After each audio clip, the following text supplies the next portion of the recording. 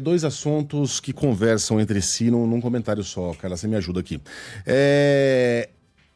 Eu creio que todos nós, né? Todos nós brasileiros que não recebemos esses penduricalhos, e eu acho que até mesmo os que recebem deveriam ser contra esse troço, essa instituição que criou-se no Brasil.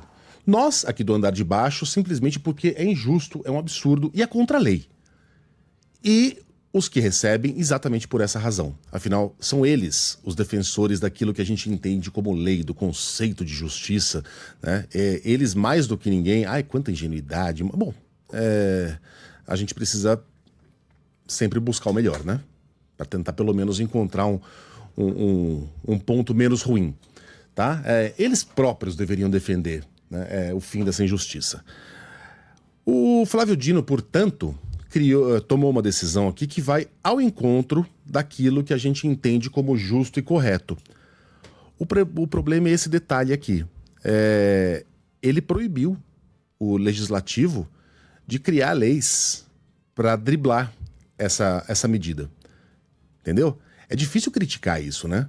Porque é uma medida correta, justa e vai ao encontro daquilo que a população entende como justiça, né? Pô, já que ninguém faz nada, já que o judiciário não se mexe, ele tá falando aqui dos penduricalhos de políticos, né? Mas, no final das contas, vai valer para executivo, legislativo e judiciário.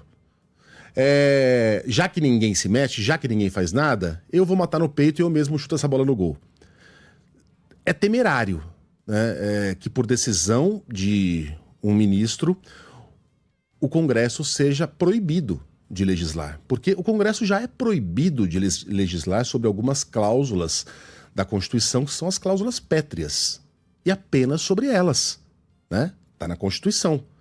Ou seja, é algo extremamente exótico que Flávio Dino amarre as mãos de legisladores e proíbam esses legisladores de fazer aquilo para o qual foram eleitos, ainda que por uma boa razão. A limitação aos penduricalhos. Porque quando a gente abre essa janela para algo que a sociedade entende como justo e correto, e isso é algo que vai na direção de justiça e correção, a gente abre também a porta para que outros magistrados tomem decisões semelhantes, exóticas, heterodoxas, que vão num sentido que talvez a população não entenda como tão justo, correto e urgente. O exemplo dessa investigação aqui a respeito do vazamento de dados sobre ministros e parentes. É claro que houve ali uma irregularidade. Houve mesmo.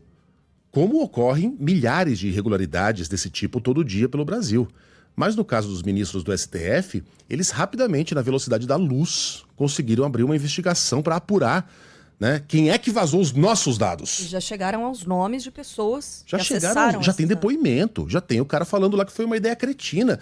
Tudo com uma rapidez espantosa. Com uma rapidez que não existiria se fossem os meus dados, os seus dados ou os dados do nosso ouvinte. Talvez isso nunca acontecesse. Essa investigação nunca fosse autorizada.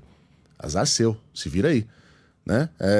Mas no caso deles, isso virou prioridade número 1. De novo, é um crime, todo crime deveria ser investigado, mas crimes semelhantes cometidos por outras pessoas não são investigados nessa rapidez e com essa diligência, tá? Então é disso que eu estou falando.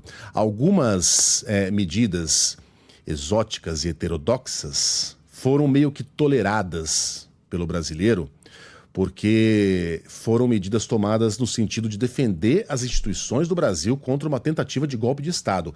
E a gente falou muito sobre isso naquela época. Sim, alguns limites foram cruzados, mas a gente está numa situação delicada em que tem que escolher entre alguém que está tentando nos levar de volta a 64 e alguém que está nos defendendo, ainda que cruzando alguns limites, né, de ter que voltar àquele período sombrio. É uma decisão difícil de você tomar, né? E muita gente se perguntou, haverá como devolvermos esse estado de coisas de volta para a caixinha? Esse é o momento da gente voltar para a caixinha. né? Tem crescido demais. Esse inquérito da fake news é um belíssimo exemplo. O Alexandre de Moraes criou um coringa, que ele mantém no bolso e coloca debaixo daquele guarda-chuva qualquer coisa. Qualquer coisa, ele vai lá e coloca no âmbito, né, do inquérito das fake news. Como é que o vazamento de dados de indivíduos pode se encaixar no conceito de fake news? Já tem 6 anos que esse inquérito está se enrolando. O negócio tá rolando, é um negócio absolutamente exótico, heterodoxo. Então tá na hora da gente frear esses exotismos e heterodoxias. Inclusive quando vai na direção de algo que é justo, né? Como a questão dos penduricalhos, tá? É complicado, eu sei, mas essa porta tem que ser fechada em algum momento aqui no Brasil.